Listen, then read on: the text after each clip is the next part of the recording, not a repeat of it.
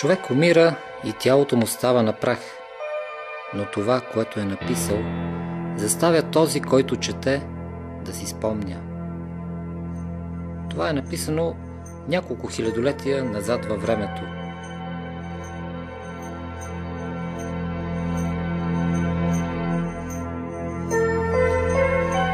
Книгата, може би най-голямото творение на човешката цивилизация.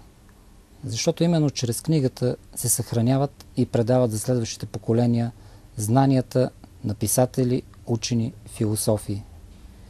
Именно затова през цялата си съзнателна история човек слави писаното слово и в Египет, и в Шумер, и в Гърция, и в Рим. Независимо дали това са глинени плочки, папирус, пергамент или хартия.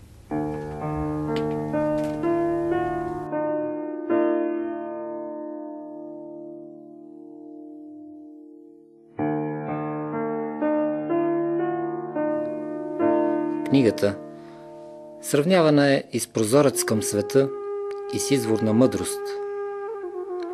Защото от Бога е даден този дар, дар за душите, който никога не тлее, пише Константин Преславски в Проглас към Евангелието и още.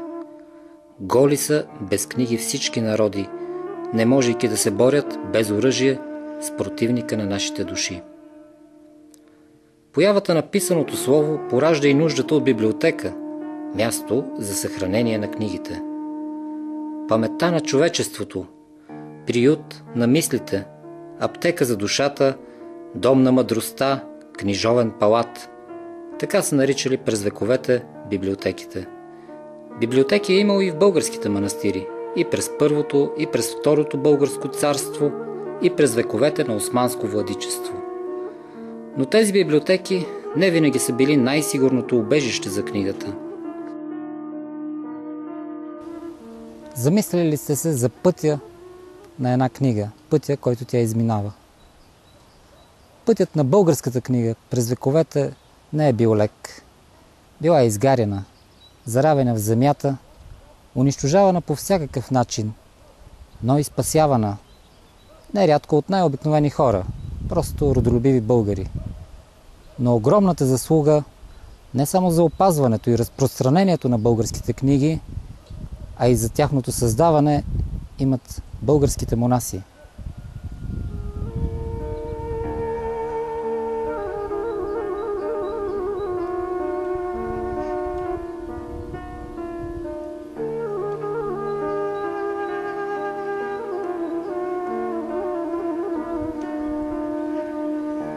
Благодарение на манастирите по българските земи и в Атон са запазени безценни паметници на българската писменост и култура.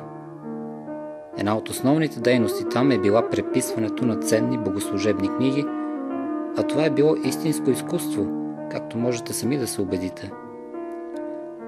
Представете си контраста между сивото ежедневие в измазаните скал колиби на обикновените селяни или в голите студени килии на монасите и тази цветна феерия.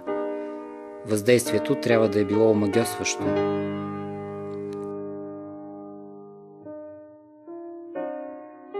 Но и много ръкописи са станали жертва на невежество или на злонамерени действия.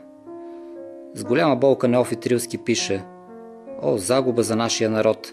Такива старини други народи с голямо старание и труд ги търсят в най-тъмни и скрити места, а нашите сънародници ги закопават като непотребни“. Подобна е историята на Енинския апостол. Ръкописът е намерен при реставрация на църквата Света Параскева в Енина на 5 км от Казанлък. Представлявал е безформено кълбо от кал, вар и тухлен прах. Изключителен по своята старинност и палеографски език старобългарски паметник от 11 век. Последна спирка от пътя на Енинския апостол и на редица други безценни ръкописни и старопечатни книги е Народната библиотека.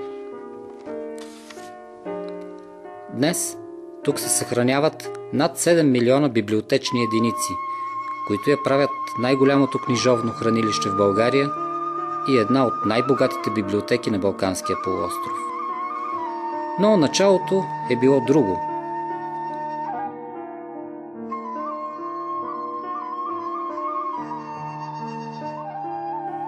На 4 април 1878 г. пръв софийският учител Боботинов публично изрекал думите, че за да цъфти и се развива този град в културно и образователно отношение, нужна му е една богата библиотека. Основната заслуга за реализирането на тази идея имат Алабин, тогава губернатор на София, и помощникът му Марин Дринов. Желанието на Алабин е с всички възможни начини да се действа за умственото и нравственото развитие на младото поколение в българския край в духа на истинското просвещение. И така, на 8 ноември 1878 г. тържествено е открита Софийската българска публична библиотека с скромен фонд от 228 книги. В периода 1880-85 г. библиотеката се помещава в Бююк джамия. След това на улица Цар Освободител, а от 1894 г. адресът е на улица Раковски, до Земеделската банка. И така, докато се стигне до 1953 г. и познатото на всички българи издание.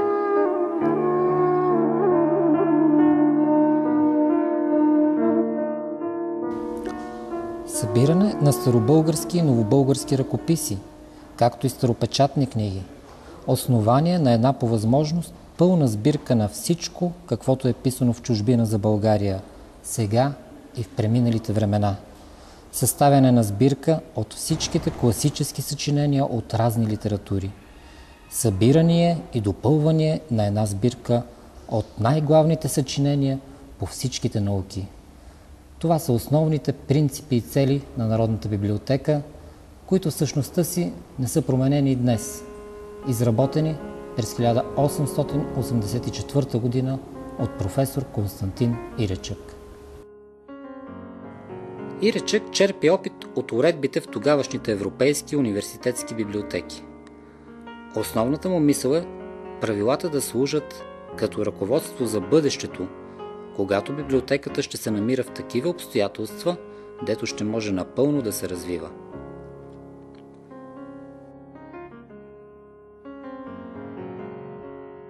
Сред най-ценните паметници, съхранявани в библиотеката, са Добрейшовото Евангелие от 13 век,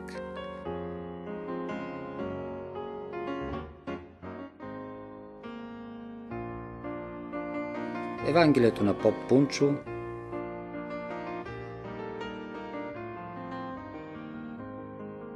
фрагмент от документ с гръцко минускулно писмо от 11 век.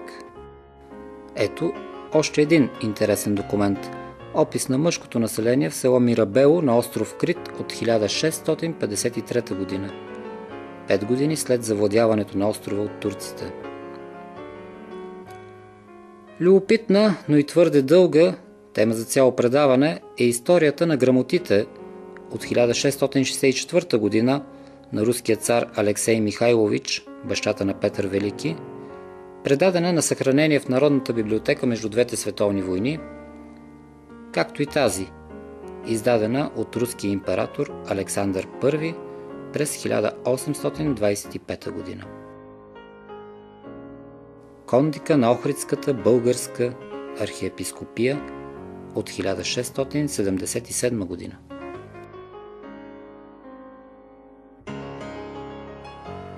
А това е фототипното издание на съчинението на никополския епископ Филип Станиславов, отпечатано в Рим през 1651 г. Станало известно с името Абагар, название идващо от апокрифа, разказващ за цар Авгар и писмото му до Христос.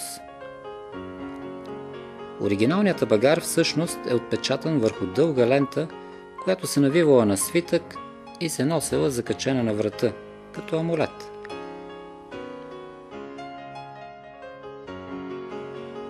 Една от най-търсените книги през Възраждането е стематографията на Христофор Жефарович, отпечатана в Виена през октомври 1741 г.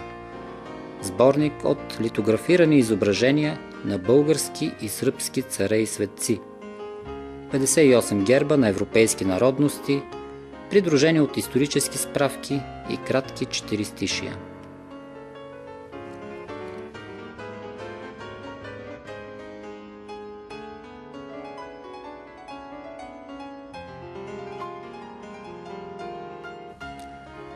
Право да се докосват до най-ценните документи имат само специалистите. Животът и на пергамента, и на хартията не е безкрайно дълъг. Затова в последно време Народната библиотека се е заела с нелеката задача за фототипно издаване, по възможност в пълен обем, на написаното от най-големите личности на България.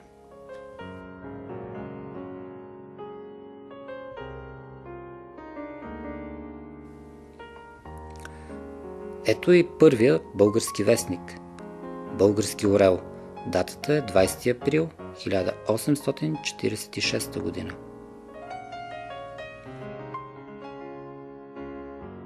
Вестниците, списвани от Ботев, с карикатури на Хенрик Дембицки.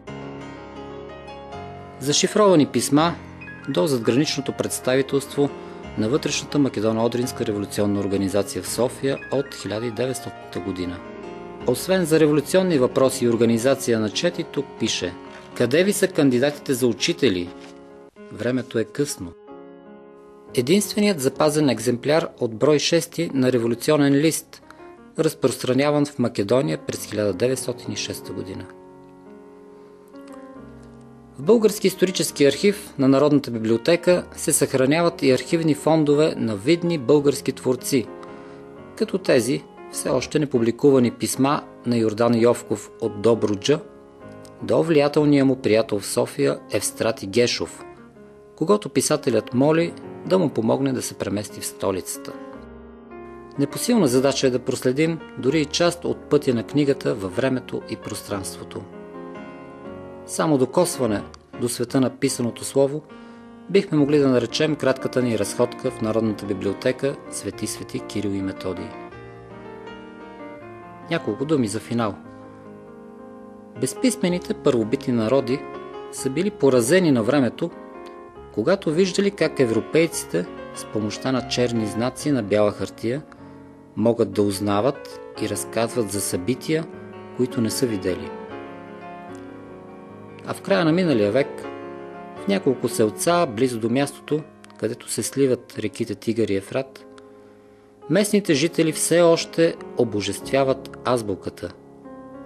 Всяка буква е олицетворявала силите на живота и светлината. Дори днес, ако се замислим, писаното слово си остава магия. Сравняват книгата с съкровищница, лек за душата, източник на мъдрост. И тя е това, и дори нещо повече. Защото независимо дали е писана върху камък, глина, пергамент, папирус, хартия или CD, писаното слово е в основата на човешкото познание. И този факт не се е променил много за последните няколко хилядолетия.